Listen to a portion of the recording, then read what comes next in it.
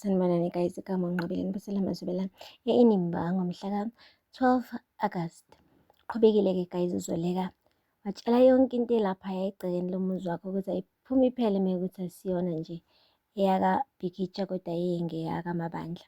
Hhayi-ke umane nje wakhuza uMagaba wathi, mntanami Zoleka, akwenziwa njalo mntanami, awukwazi ukuthi umakoti ebese-ke uxosha abantu umcimbi ungakapheli, futhi-ke uhleli esibayeni ukhuluma kanje uzilethela amashwa mntanami, uzilethela amashwa.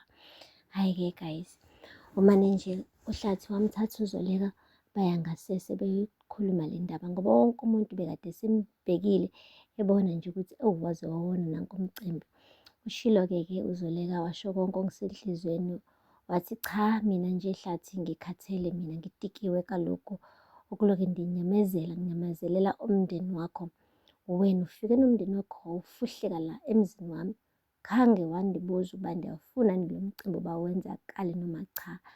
Okwesibili, ubenza ama-speeches uthi lo muzi owakaMabandla, khange wanditshela mina ukuthi lo muzi uzowubiza ngokuthi owakaMabandla.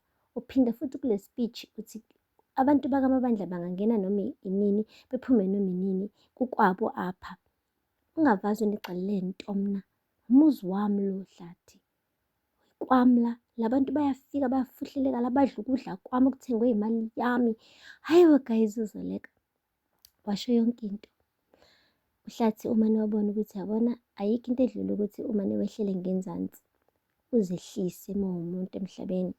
Ngisho ubone ukuthi okay, impakamo ikhona kodwa uma ufuna into yenzeke kumele uzehlise. Ubize-ke udadewabo uNtsiki, wabiza nomfowabo, wabatshela ukuthi-ke isikhathi sokuthi bahambe beyoxolisa njengamanje kuZoleka. Hhayi bekunzima, kunjengentaba enyukelayo ukuxolisa kuZoleka kuNtsiki, ngoba uNtsiki phela bekade vele ngamthandisisi uZoleka kusukela nje ngo-day one.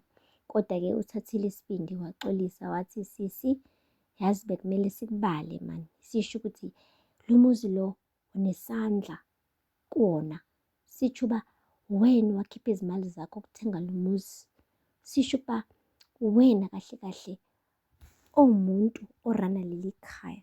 Manje-ke siyaxolisa kuleyo ndawo ukuthi sikudelele emzini wakho, siyathembisa uba ngesiphinde sikudelele emzini wakho bandla, sicela usixolele. Nami nje sisi ngithi menginyathele wrongo, awu udle uzishiyele phela. NoHlathi-ke wanezezela wathi uyazi phela akusho ukuthi awuyilutho lekhaya, nami ngithi angixolise mani. Zoleka, uyazi phela mekuwukuthi mina ngiyinhloko yakulo muzi, wena uyinhliziyo yakulo muzi, ubalulekile kuleli khaya Zoleka. UZoleka-ke naye wagcina ethambile guys, njenge-marshmallow, wavuma ukuthi umcimbi uqhubeke. Kube nje ukuhlatshwa imbuzi, wambona ethi uHlathi okukhomba ukuthi uthi amen, kwaze kwagcina kulungile bakithi. Sekuze kwaphethwa lokhu abekade kufisa ngenhliziyo yakhe yonke kulangazelela. Emva kwalapho-ke guys, uZoleka uhambile wayogcintsa utshwala, ugirl waphuza wadakwa, wamanzi wathi te.